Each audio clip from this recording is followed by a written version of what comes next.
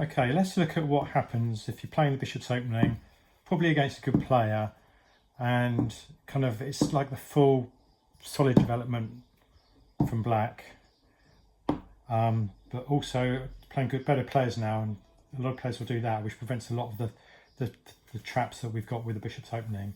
And in this situation, instead of advancing this pawn, I get this knight out here, and then they'll likely do a pin. So what's your next move in this situation? There's no advantage in no point in advancing that pawn anymore. When you could take that pawn, but how do you gain an advantage? What do you do next? So I like trying to take this bishop. This bishop's very powerful, preventing us from castling. So I like trying to get this bishop out. So I'm going to look at a few different scenarios here. I mean, one scenario I want to look at is that move, which is probably their best move, and it leads to a bit of a big exchange, and you sort of end up level. I'll do a separate video on that.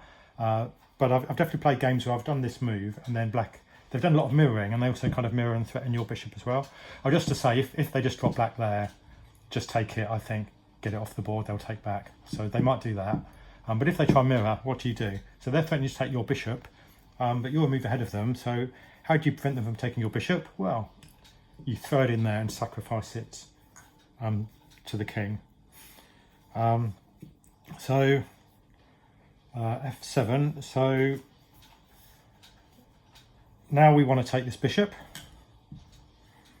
and the pawn's going to take back. I mean, if they take that pawn first, it's not a problem. We can take it back with the bishop. That's fine. But the advantage of them taking that pawn there is it's no longer defending this pawn. So we can now come in with a check, and king moves back. Now, you could just, it looks like when the bishop and the queen are facing each other off, and it looks like you could just win the bishop now, but there's actually a better plan, which is put the knight there, check, threatening the rook. King has to move there.